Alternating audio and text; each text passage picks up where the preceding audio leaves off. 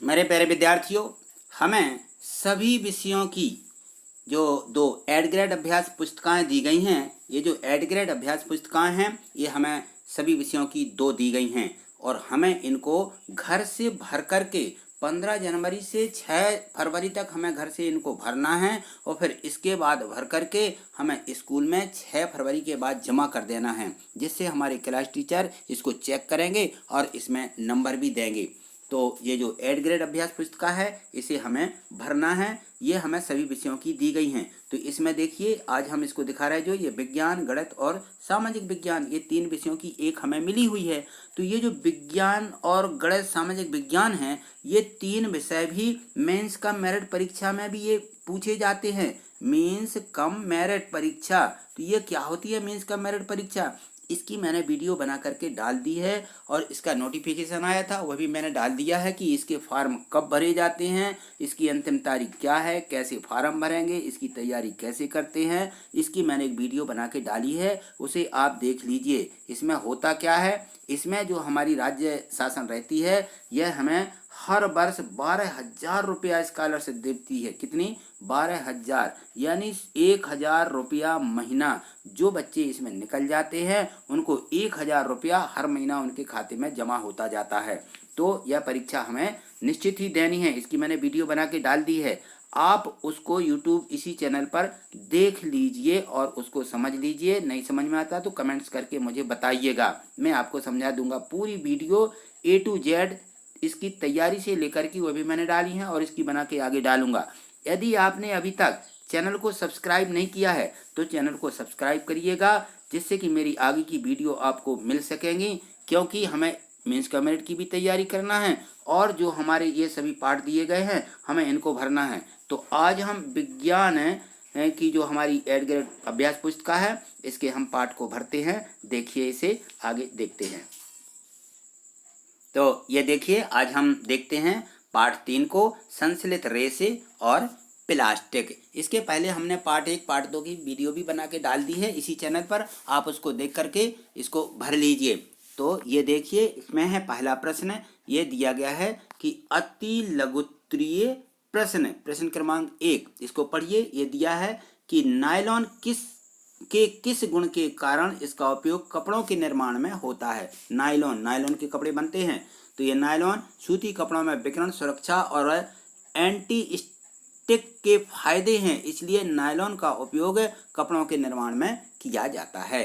हमें इसके उत्तर को लिख लेना है। ठीक, अगले प्रश्न को देखिए। ये देखिए, ये दिया गया है प्रश्न क्रमांक 2, बरसात के दिनों में आप संश्लेषित रेशे और प्राकृतिक रेशे में से किस रेशे से निर्मित छाते का उपयोग करेंगे और क्यों?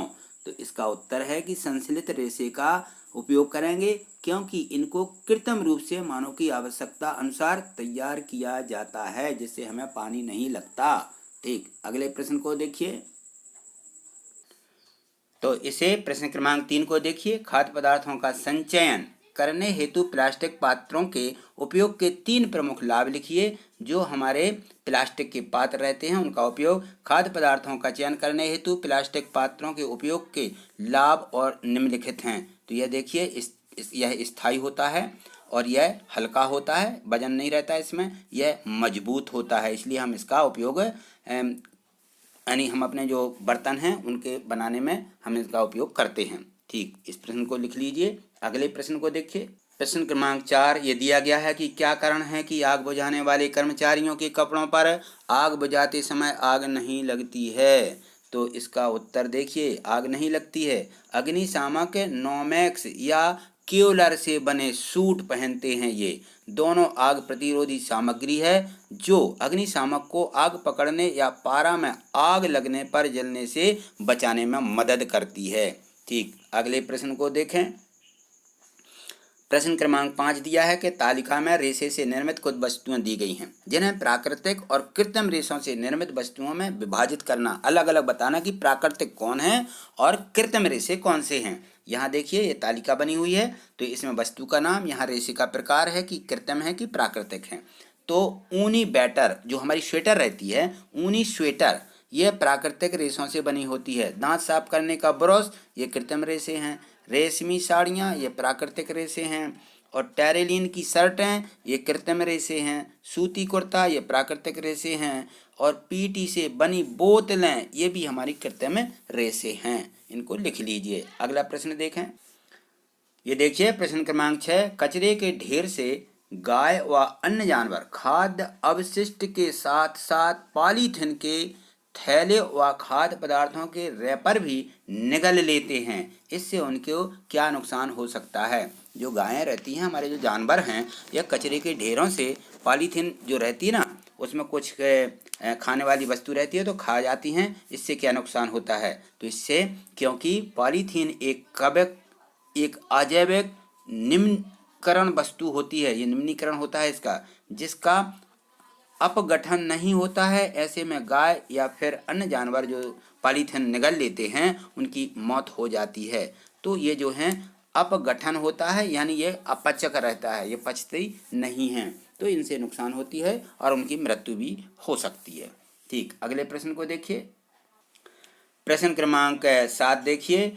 एक उत्तरदायी नागरिक के रूप में पर्यावरण के हित में आप कौन कौन से 5 सिद्धांत का उपयोग करेंगे तथा 3 उपाय लिखिए जिससे पर्यावरण स्वच्छ और प्लास्टिक मुक्त हो सके।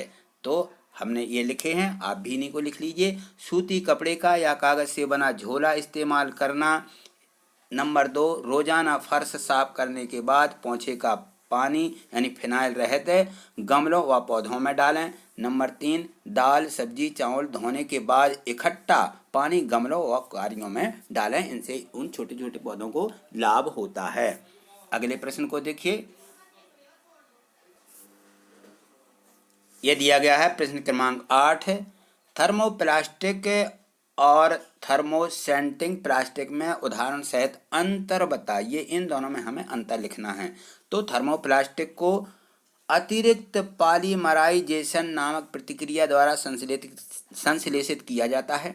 थर्मोसेंटिंग प्लास्टिक को संगठन पॉलीमराइजेशन द्वारा संश्लेषित किया जाता है, और थर्मोसेंटिंग प्लास्टिक में उच्च गलनांक और तन्य शक्ति होती है। तो थर्मोप्लास्टिक थर्मोसेंटिंग प्लास्टिक की तुलना में आणविक भार में कम होता है।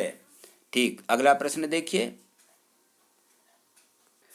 ये देखिए प्रश्न क्रमांक 9 दिया है कि जहाँ तक संभव हो प्लास्टिक के उपयोग से बचना चाहिए या बचिए। इस कथन की व्याख्या कीजिए।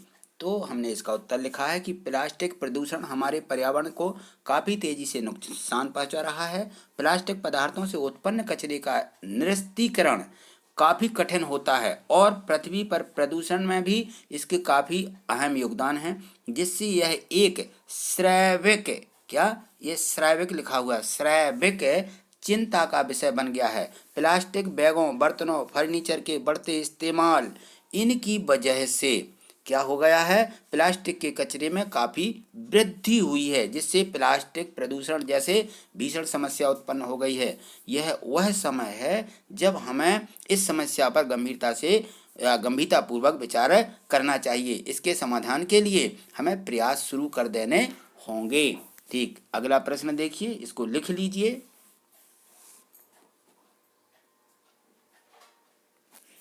ये दिया गया है प्रश्न क्रमांक 10 है। इसमें देखिए, जैव निम्नीकरण तथा अजैव निम्नीकरणीय में अंतर स्पष्ट कीजिए। तो हमें इनमें अंतर देखना है कि क्या अंतर है।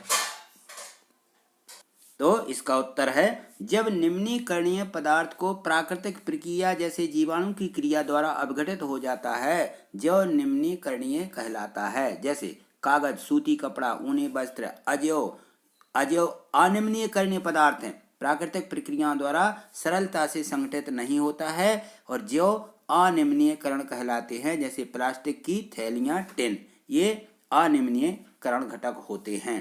ठीक, अब इस प्रश्न को देखिए। ये दिया गया है कि नीचे कुछ अवशिष्ट के प्रकार दिए गए हैं, जैव निम्नीकरणीय और जैव अनिम्नीकरणीय में विभाजित कीजिए।